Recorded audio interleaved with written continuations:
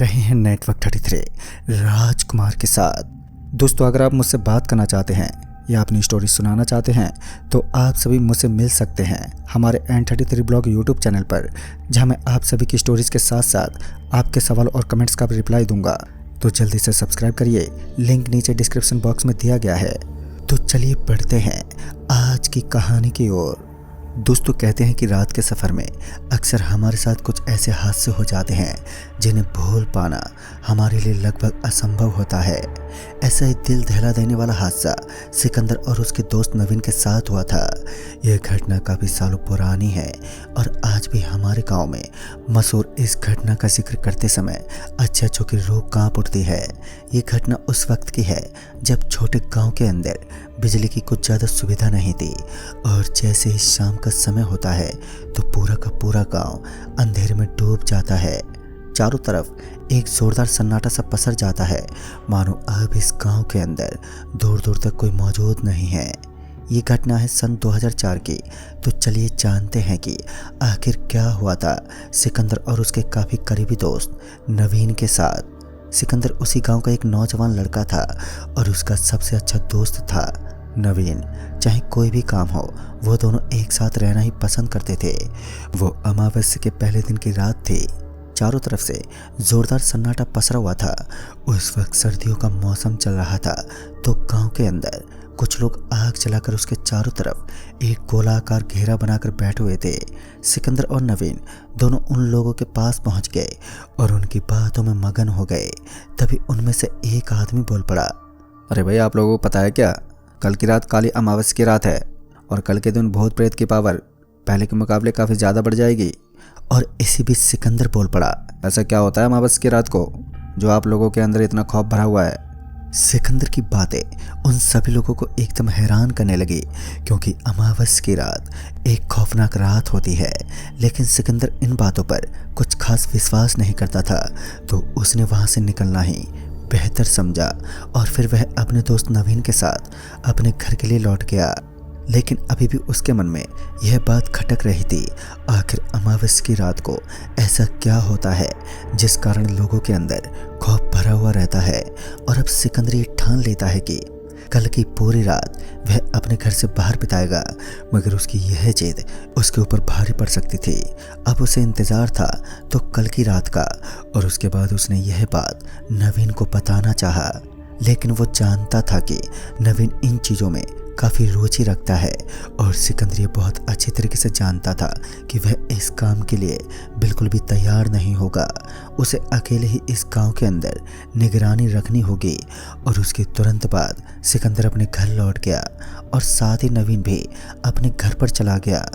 और जैसे ही सुबह हुई तो सुबह का माहौल एकदम तरोताज़ा था, लेकिन गांव वालों के बीच आज एक अलग ही अफरा तफरी मची हुई थी। सभी के सभी लोग जल्दी जल्दी अपने काम को निपटाने की कोशिश में लगे हुए थे और उसका मुख्य कारण था आज की अमावस्या की रात, क्योंकि लोग अपना काम निपटाने के बाद काली शक्तियों से बचने के लिए अपने घर में ही रहना चाहते थे और सभी के सभी अपने काम को जल्दी से निपटाने में लगे हुए थे। इसी बीच सिकंदर भी पूरी तरह तैयार था। उसे आज यानी अमावस्या की उस रात साबित करना था कि गांव के अंदर किसी भी काली शक्ति का निवास नहीं है। गांव के बड़े बुजुर्ग भी अपने घर में थे। गांव में बिखरा हुआ सन्नाटा चारों तरफ डरावने माहौल को उत्पन्न कर रहा था और सिकंदर शाम के लगभग 4 बजे अपने घर से निकल गया। फिर वो सीधा अपने दोस्त नवीन के पास पहुंचा और नवीन को आज की रात एक पार्टी में जाने के लिए मनाने की कोशिश करने लगा। नवीन को पार्टी करने का काफ़ी शौक था, तो सिकंदर भी ये बात अच्छे से जानता था कि नवीन पार्टी में जाने के लिए कभी ना नहीं कहेगा। और नवीन ने भी बिल्कुल वैसा ही किया। उसने तुरंत ही पार्टी में जाने के लिए हाँ भी कर दी। नवीन इस वक्त भूल चुका था कि आज की रात अमावस्या की रात है और शाम के लगभग 6 बजे दोनों अपने घर से निकल गए और अपने करीब पड़ने वाले शहर के अंदर एक हॉल में जाकर पार्टी एंजॉय करने लगे। उस पार्टी का माहौल तो काफ़ी अच्छा लग रहा था, लेकिन जब वह दोनों पार्टी खत्म होने के बाद उस हॉल से बाहर निकले तो उन्होंने देखा कि बाहर की तरफ तो जोरदार सन्नाटा पसरा हुआ था। चारों ओर लाइट की कोई भी सुविधा नहीं थी और ऐसा होना एक लाजमी सी बात भी थी। सिकंदर अपने दोस्त नवीन के साथ गांव की तरफ रवाना होने लगा, लेकिन सिकंदर इतनी जल्दी अपने घर पहुंचना नहीं चाहता था। खैर बातों ही बातों में सिकंदर अपने दोस्त को एक चाय वाले के पास लेकर गया और वहां पर चाय की चुस्कियां लेते हुए आराम से गप्पे लड़ाने लगा।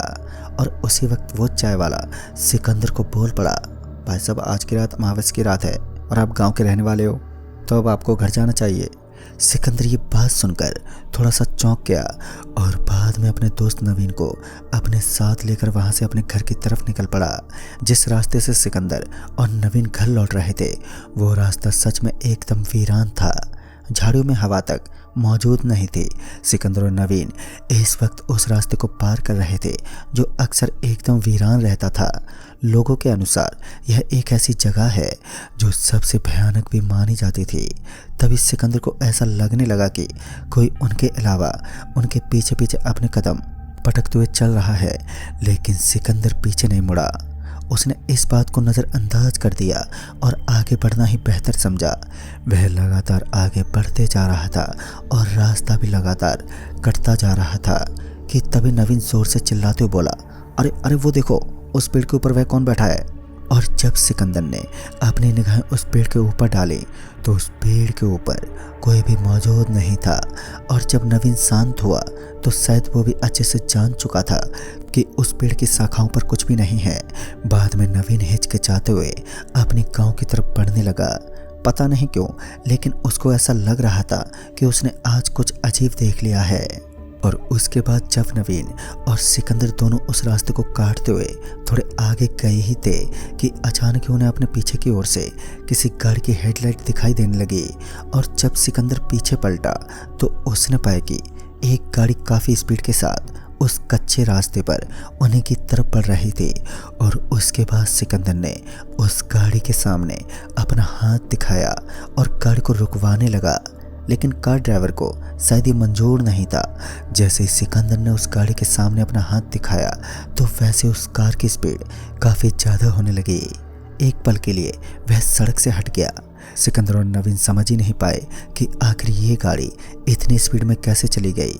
उन्होंने इस बात को लेकर काफ़ी चर्चा की, मगर उनकी समझ से बाहर था कि आखिर गाड़ी इतनी स्पीड से कैसे भाग गई। बाद में दोनों दोस्त आपस में बातें करते हुए उस रास्ते को काट ही रहे थे कि एक हवा का छोटा सा झोंका धीरे धीरे विशालकाय रूप धारण करके मिट्टी में तब्दील होने लगा, जो बवंडर का रूप धारण करने लगा। सिकंदर और नवीन दोनों की आंखों में मिट्टी घुसने लगी थी, जिस वजह से वो दोनों अपनी अपनी आंखें बंद करके कुछ देर के लिए रास्ते के बीचों बीच बैठ गए। और थोड़ी देर के बाद जब सब कुछ एकदम सही लगने लगा तब जाकर सिकंदर ने अपनी आंखें खोली। और जब उसने अपनी आंखें खोली तो उसका शरीर बुरी तरह से कांप उठा, क्योंकि उसने देखा कि सामने की ओर काफ़ी सारी औरतें अपने सर को घुटनों में देकर नीचे बैठी हुई थी और वो जोर जोर से रोने लगी। ये खौफनाक नज़ारा हर किसी इंसान का दिल दहला देने के लिए पूरी तरह से कायम था और नवीन भी पूरी तरह से दहल चुका था। वो जल्दी से उस सड़क से उठा और अपने दोस्त सिकंदर को लेकर वहाँ से भागने की कोशिश में जुट गया, लेकिन जब वो वहाँ से भागने लगा तो उसके पैर अचानक ही जम से गए। ऐसा लग रहा था मानो धरती ने उनके पैरों को अपनी तरफ खींच लिया हो। लेकिन जब वह एक बार के लिए पीछे पलटे तो अब वहाँ पर कोई भी नहीं था। और अब सिकंदर अच्छे से जान चुका था कि आखिर अमावस की रात में क्यों लोगों के अंदर इतना खौफ कूट कूट के भरा हुआ होता है। और फिर क्या था, सिकंदर अपने दोस्त नवीन के साथ वहाँ से चलने की कोशिश करने लगा।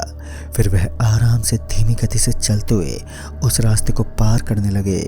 तभी उन्होंने एक बात नोट की, जब वो दोनों वहाँ से भागने की कोशिश कर रहे थे तब उनके पैर अचानक ही जम से रहे थे।